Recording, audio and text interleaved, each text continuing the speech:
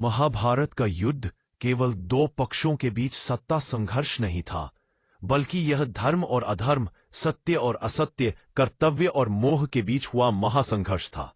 इस युद्ध के केंद्र में श्री कृष्ण का व्यक्तित्व सबसे अधिक प्रभावशाली और मार्गदर्शक रूप में सामने आता है।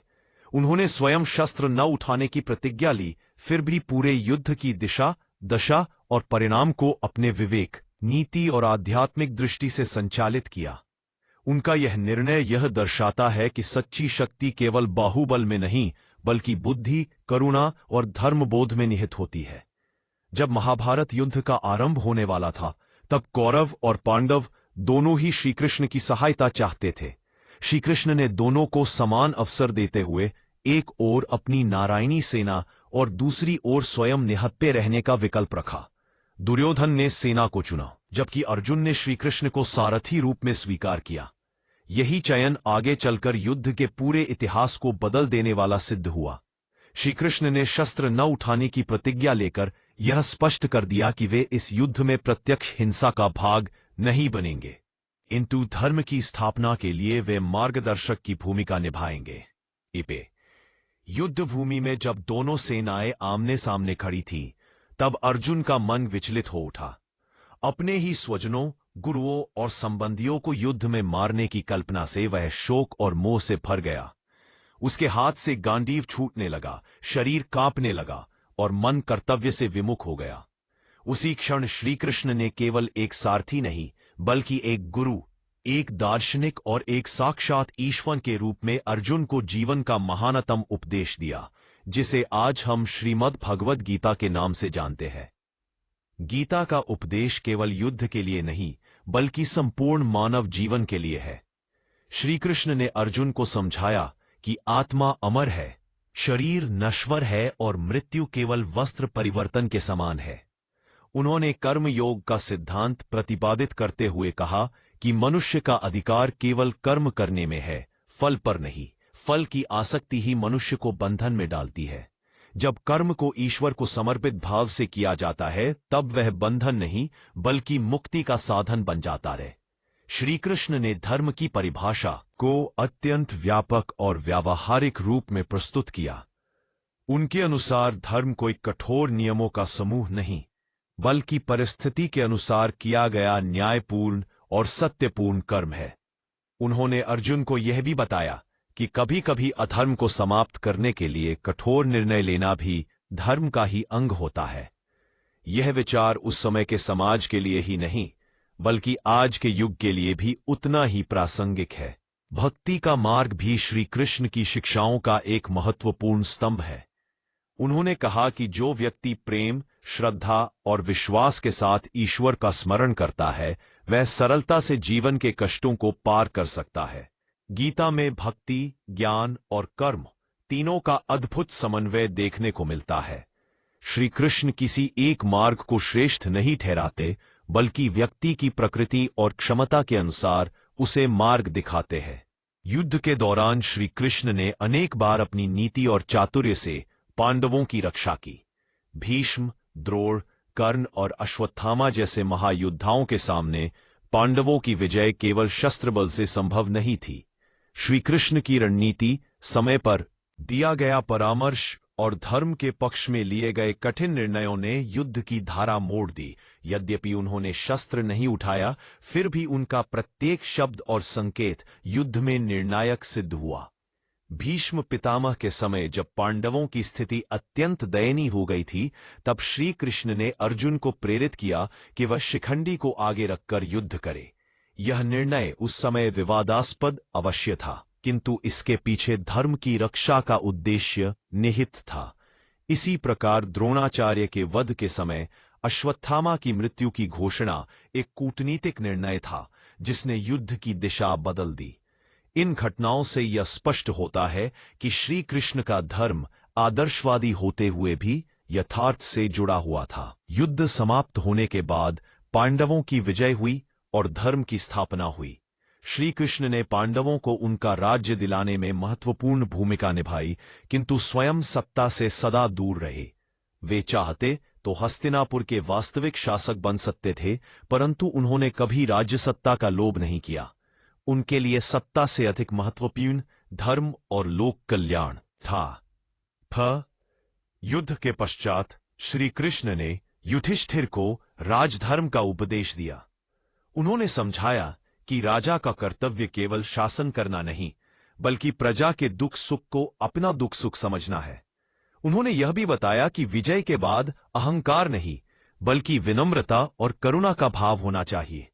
युधिष्ठिर का राज्य इसी धर्मबोध पर आधारित था। श्री कृष्ण का यह जीवन दर्शन आज के मानव समाज के लिए भी उतना ही मार्गदर्शक है।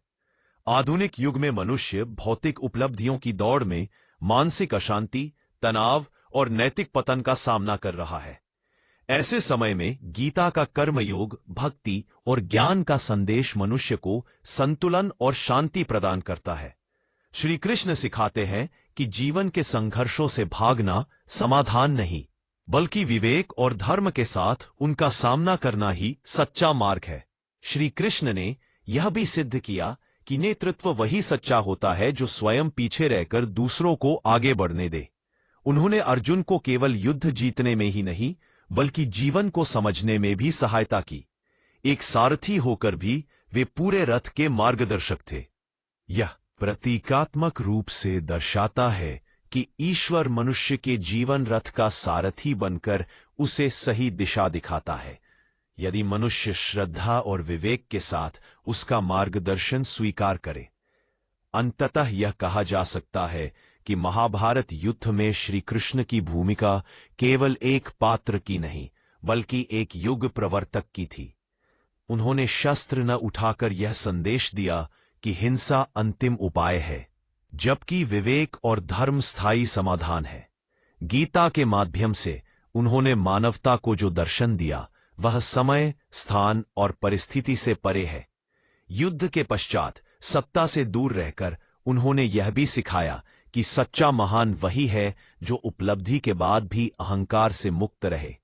इसी कारण श्री कृष्ण केवल द्वापर युग के नायक नहीं, बल्कि सनातन काल के लिए मानवता के मार्गदर्शक है। श्री कृष्ण के इस संपूर्ण आचरण में एक गहरी मनोवैज्ञानिक और आध्यात्मिक समझ निहित थी। वे भली भांति जानते थे कि युद्ध केवल बाहरी संघर्ष नहीं होता, बल्कि मनुष्य के भीतर चलने वाला संघर्ष उससे कहीं अधिक कठिन और निर्णायक होता है। अर्जुन का विषाद उसी आंतरिक युद्ध का प्रतीक था, जहां कर्तव्य और करुणा, प्रेम और दायित्व आमने सामने खड़े थे। श्री कृष्ण ने अर्जुन को यह सिखाया कि भावनाओं का सम्मान करते हुए भी निर्णय विवेक से लिया जाना चाहिए। उन्होंने अर्जुन को संवेदनहीन नहीं बनाया, बल्कि संवेदनशील रहते हुए भी दृढ़ बनना सिखाया। गीता में आत्मा और परमात्मा के संबंध की व्याख्या करते हुए श्री कृष्ण ने यह स्पष्ट किया कि प्रत्येक जीव में वही चेतना विद्यमान है। जब मनुष्य इस सत्य को समझ लेता है, तब द्वेष, भय और मोह स्वतः ही क्षीण हो जाते हैं। युद्ध भूमि में दिया गया यह उपदेश वास्तव में जीवन भूमि के लिए था, जहां प्रत्येक व्यक्ति को प्रतिदिन अपने कर्तव्यों, संबंधों और निर्णयों के बीच संतुलन बनाना पड़ता है। श्री कृष्ण का संदेश यह था कि जीवन से पलायन नहीं, बल्कि जीवन को सही दृष्टि से समझकर उसमें सक्रिय भागीदारी ही मोक्ष का मार्ग है। श्री कृष्ण ने यह भी बताया कि ज्ञान बिना आचरण के व्यर्थ है। केवल शास्त्र पढ़ लेना या उपदेश सुन लेना पर्याप्त नहीं, जब तक वह जीवन में उतरे नहीं। अर्जुन को उन्होंने यही कहा कि तुम क्षत्रिय हो, युद्ध तुम्हारा स्वधर्म है, इसलिए उससे विमुख होना अधर्म होगा। यह विचार आज के युग में भी उतना ही प्रासंगिक है, जहां लोग अपने कर्तव्यों से बचने के लिए परिस्थितियों या भावनाओं का सहारा लेते हैं। श्री कृष्ण सिखाते हैं कि प्रत्येक व्यक्ति को अपने स्वभाव और सामाजिक भूमिका के अनुरूप कर्म करना चाहिए।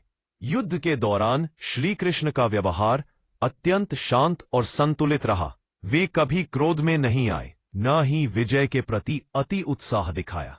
यहां तक कि जब अर्जुन के रथ का पहिया भूमि में धंस गया और कर्ण ने उस अवसर का लाभ उठाना चाहा, तब भी श्री कृष्ण ने धर्म का स्मरण कराते हुए कर्ण के पूर्व कर्मों की ओर संकेत किया।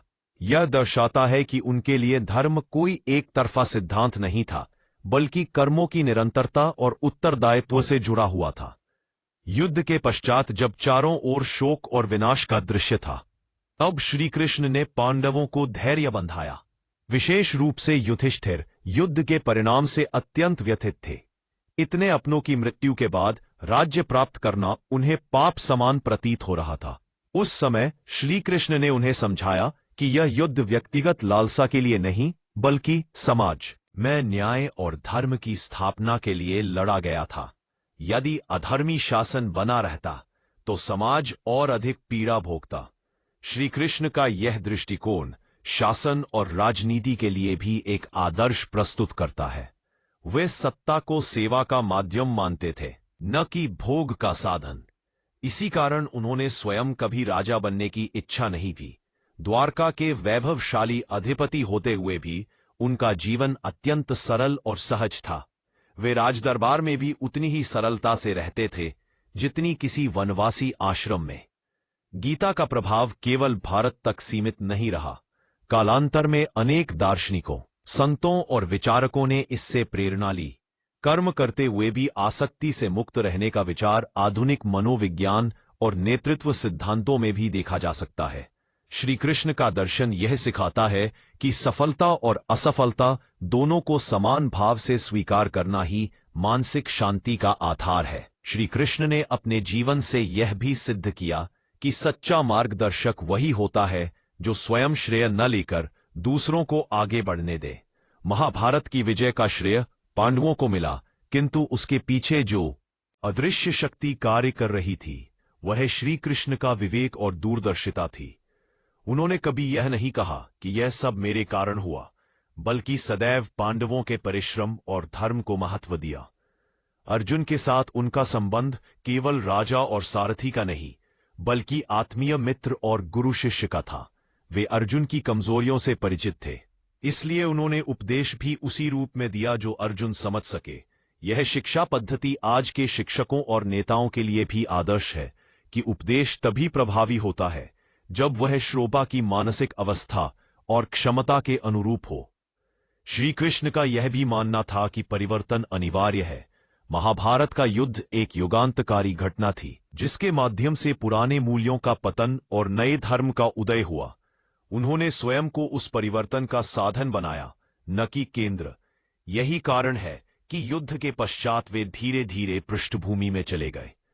अंततः श्री कृष्ण का संपूर्ण जीवन और महाभारत में उनकी भूमिका यह सिखाती है कि जीवन में संतुलन सबसे महत्वपूर्ण है।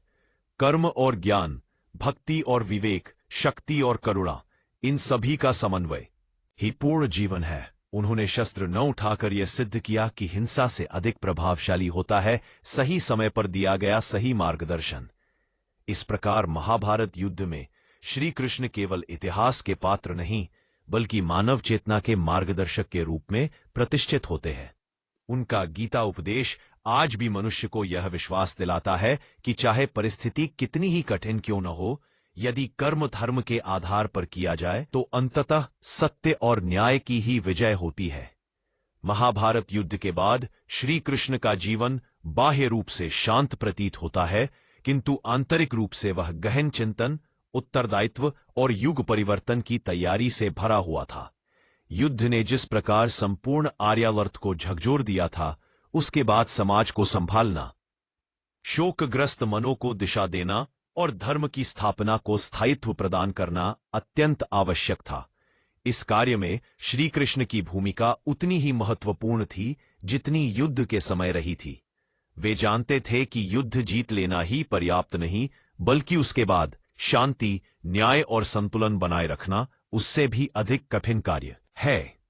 और द्वारों और कर्णों जैसे स्थान, देश का अधिकांश कुल नष्ट हो चुका था और चारों ओर शोक का वातावरण था। ऐसे समय में श्री कृष्ण ने पांडवों को केवल शासक नहीं बल्कि लोक कल्याणकारी राजा बनने की प्रेरणा दी। उन्होंने युधिष्ठिर को समझाया कि राज्य अब भोग का नहीं बल्कि सेवा का क्षेत्र है। प्रजा के घावों पर मरहम लगाना, विधवाओं और अनाथों की रक्षा करना तथा सामाजिक संतुलन स्थापित करना ही सच्चा विजय फल है। श्री कृष्ण स्वयं द्वारका लौट गए, किंतु उनका मन हस्तिनापुर और संपूर्ण समाज की दशा पर केंद्रित रहा। द्वारका में उनका जीवन बाह्य वैभव से युक्त होते हुए भी भीतर से वैराग्यपूर्ण था। वे जानते थे कि उनका अवतार कार्य अब पूर्णता की ओर बढ़ रहा है। यदुवंश, जो उनकी छत्रछाया में पला बढ़ा था, उसमें धीरे धीरे मद, अहंकार और स्वेच्छाचार बढ़ने लगा। श्री कृष्ण इस परिवर्तन को देख रहे थे, किंतु जानते थे कि प्रत्येक वंश और युग का एक नियत समय होता है। युद्ध के बाद भी श्री कृष्ण ने अर्जुन और अन्य पांडवों का मार्गदर्शन जारी रखा।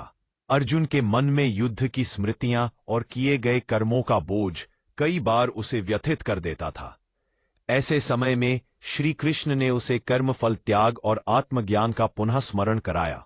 उन्होंने बताया कि बीता हुआ समय शोक का विषय नहीं, बल्कि सीख का माध्यम होना चाहिए।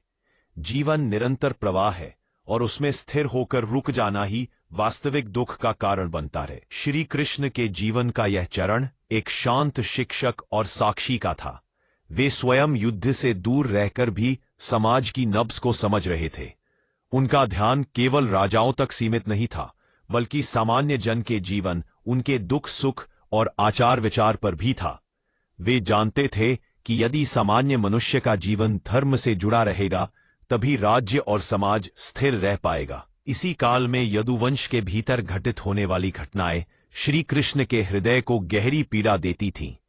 अपार शक्ति और समृद्धि के कारण यदुवंशी मर्यादा भूलने लगे थे।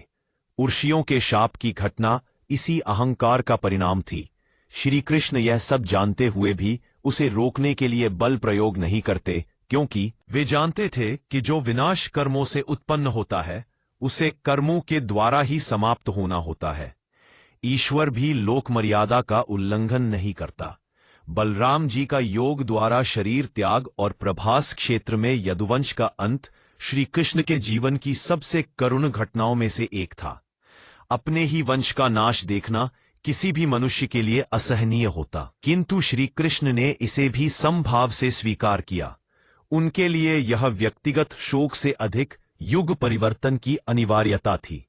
उन्होंने दिखाया कि सच्चा योगी वही है जो सुख और दुख दोनों को समान भाव से स्वीकार कर सके। यदुवंश के विनाश के बाद श्री कृष्ण का संसार से विरक्त होना और भी स्पष्ट हो गया। वे जानते थे कि अब उनके अवतार कार्य की अंतिम लीला शेष है। वन में जाकर ध्यानस्थ होना, संसार से धीरे धीरे स्वयं को समेटना और अंततः योग बल से शरीर त्याग करना, यह सब उनके जीवन की पूर्णता का प्रतीक था। जरा बहेलिये द्वारा छोड़ा गया तीर केवल एक निमित्त था। वास्तव में श्री कृष्ण ने स्वयं ही अपने लोक से प्रस्थान का समय चुना था। युद्ध के बाद का श्री कृष्ण जीवन हमें यह सिखाता है कि सच्ची महानता संघर्ष के समय ही नहीं, शांति के समय भी परखी जाती है। विजय के बाद अहंकार न करना, सत्ता पाकर भी उससे आसक्त न होना और अंततः समय आने पर सब कुछ छोड़ देने का साहस, ये सभी गुण श्री कृष्ण को एक आदर्श मानव और दिव्य मार्गदर्शक बनाते हैं। इस प्रकार महाभारत युद्ध में श्री कृष्ण केवल इतिहास के पात्र नहीं, बल्कि मानव चेतना के मार्गदर्शक के रूप में प्रतिष्ठित होते हैं। उनका गीता उपदेश आज भी मनुष्य को यह विश्वास दिलाता है कि चाहे परिस्थिति कितनी ही कठिन क्यों न हो, यदि कर्म धर्म के आधार पर किया जाए तो अंततः सत्य और न्याय की ही विजय होती है। उनका गीता उपदेश आज भी मनुष्य को यह विश्वास दिलाता है कि चाहे परिस्थिति कितनी ही कठिन, किंतु आंतरिक रूप से वह गहन चिंतन, उत्तरदायित्व और युग परिवर्तन की तैयारी से भरा हुआ था। युद्ध ने जिस प्रकार संपूर्ण आर्यवर्त को झकझोर दिया था, उसके बाद समाज को संभालना, शोकग्रस्त मनों को दिशा देना और धर्म की स्थापना को स्थायित्व प्रदान करना अत्यंत आवश्यक था। इस कार्य में श्री कृष्ण की भूमिका उतनी ही महत्वपूर्ण थी जितनी युद्ध के समय रही थी। वे जानते थे कि युद्ध जीत लेना ही पर्याप्त नहीं, बल्कि उसके बाद शांति, न्याय और संतुलन बनाए रखना उससे भी अधिक कठिन कार्य है। युद्ध के पश्चात सबसे पहले उनका ध्यान हस्तिनापुर की स्थिति पर गया। राज्य का अधिकांश कुल नष्ट हो चुका था। वृद्ध भीष्म शरशैया पर थे, द्रोण और कर्ण जैसे स्तंभ गिर चुके थे और चारों ओर शोक का वातावरण था। ऐसे समय में श्री कृष्ण ने पांडवों को केवल शासक नहीं, बल्कि लोक कल्याणकारी राजा बनने की प्रेरणा दी। उन्होंने युधिष्ठिर को समझाया कि राज्य अब भोग का नहीं बल्कि सेवा का क्षेत्र है। प्रजा के घावों पर मरहम लगाना, विधवाओं और अनाथों की रक्षा करना तथा सामाजिक संतुलन स्थापित करना ही सच्चा विजय फल है। श्री कृष्ण स्वयं द्वारका लौट गए, किंतु उनका मन हस्तिनापुर और संपूर्ण समाज की दशा पर केंद्रित रहा। द्वारका में उनका जीवन बाह्य वैभव से युक्त होते हुए भी भीतर से वैराग्यपूर्ण था। वे जानते थे कि उनका अवतार कार्य अब पूर्णता की ओर बढ़ रहा है। यदुवंश, जो उनकी छत्रछाया में पला बढ़ा था, उसमें धीरे धीरे मद, अहंकार और स्वेच्छाचार बढ़ने लगा। श्री कृष्ण इस परिवर्तन को देख रहे थे, किंतु जानते थे कि प्रत्येक वंश और युग का एक नियत समय होता है। युद्ध के बाद भी श्री कृष्ण ने अर्जुन और अन्य पांडवों का मार्गदर्शन जारी रखा। अर्जुन के मन में युद्ध की स्मृतियां और किए गए कर्मों का बोझ कई बार उसे व्यथित कर देता था। ऐसे समय में श्री कृष्ण ने उसे कर्म फल त्याग और आत्मज्ञान का पुनः स्मरण कराया। उन्होंने बताया कि बीता हुआ समय शोक का विषय नहीं बल्कि सीख का माध्यम होना चाहिए। जीवन निरंतर प्रवाह है और उसमें स्थिर होकर रुक जाना ही वास्तविक दुख का कारण बनता है। श्री कृष्ण के जीवन का यह चरण एक शांत शिक्षक और साक्षी का था। वे स्वयं युद्ध से दूर रहकर भी समाज की नब्ज को समझ रहे थे। उनका ध्यान केवल राजाओं तक सीमित नहीं था, बल्कि सामान्य जन के जीवन, उनके दुख सुख और आचार विचार पर भी था। वे जानते थे कि यदि सामान्य मनुष्य का जीवन धर्म से जुड़ा रहेगा, तभी राज्य और समाज स्थिर रह पाएगा। इसी काल में यदुवंश के भीतर घटित होने वाली घटनाएं श्री कृष्ण के हृदय को गहरी पीड़ा देती थी। अपार शक्ति और समृद्धि के कारण यदुवंशी मर्यादा भूलने लगे थे। ऋषियों के शाप की घटना इसी अहंकार का परिणाम थी। श्री कृष्ण यह सब जानते हुए भी उसे रोकने के लिए बल प्रयोग नहीं करते, क्योंकि वे जानते थे कि जो विनाश कर्मों से उत्पन्न होता है, उसे कर्मों के द्वारा ही समाप्त होना होता है। ईश्वर भी लोक मर्यादा का उल्लंघन नहीं करता। बलराम जी का योग द्वारा शरीर त्याग और प्रभास क्षेत्र में यदुवंश का अंत श्री कृष्ण के जीवन की सबसे करुण घटनाओं में से एक था। अपने ही वंश का नाश देखना किसी भी मनुष्य के लिए असहनीय होता, किंतु श्री कृष्ण ने इसे भी संभाव से स्वीकार किया। उनके लिए यह व्यक्तिगत शोक से अधिक युग परिवर्तन की अनिवार्यता थी। उन्होंने दिखाया कि सच्चा योगी वही है जो सुख और दुख दोनों को समान भाव से स्वीकार कर सके। यदुवंश के विनाश के बाद श्री कृष्ण का संसार से विरक्त होना और भी स्पष्ट हो गया। वे जानते थे कि अब उनके अवतार कार्य की अंतिम लीला शेष है। वन में जाकर ध्यानस्थ होना, संसार से धीरे धीरे स्वयं को समेटना और अंततः योग बल से शरीर त्याग करना, यह सब उनके जीवन की पूर्णता का प्रतीक था। जरा बहेलिये द्वारा छोड़ा गया तीर केवल एक निमित्त था। वास्तव में श्री कृष्ण ने स्वयं ही अपने लोक से प्रस्थान का समय चुना था। युद्ध के बाद का श्री कृष्ण जीवन हमें यह सिखाता है कि सच्ची महानता संघर्ष के समय ही नहीं, शांति के समय भी परखी जाती है। विजय के बाद अहंकार न करना, सत्ता पाकर भी उससे आसक्त न होना और अंततः समय आने पर सब कुछ छोड़ देने का साहस, ये सभी गुण श्री कृष्ण को एक आदर्श मानव और दिव्य मार्गदर्शक बनाते हैं। इस प्रकार महाभारत के पश्चात श्री कृष्ण का जीवन एक मौन उपदेश बन जाता है। जहां युद्ध के समय उन्होंने शब्दों में गीता दी, वहीं युद्ध के बाद अपने आचरण से वैराग्य, समत्व और कर्म समापन का संदेश दिया। उनका जीवन यह सिखाता है कि प्रत्येक भूमिका का एक समय होता है और जब वह समय पूर्ण हो जाए तब उसे विनम्रता के साथ त्याग देना ही सच्चा धर्म है। श्री कृष्ण के युद्ध उत्तर जीवन का यह अंतिम चरण मानव जीवन के उस सत्य को उद्घाटित करता है जिसे समझ पाना सामान्यतः कठिन होता है। उन्होंने यह दिखाया कि जो व्यक्ति जीवन भर कर्म में रमा रहता है, वही अंत में सहजता से कर्म से निवृत्त हो सकता है। श्री कृष्ण का वैराग्य किसी पलायन का परिणाम नहीं था, बल्कि पूर्ण कर्तव्य पालन के बाद उपजा हुआ संतोष था। उन्होंने संसार को यह संदेश दिया कि जब तक कर्तव्य शेष है तब तक कर्म आवश्यक है, और जब कर्तव्य पूर्ण हो जाए तब त्याग भी उतना ही आवश्यक हो जाता है।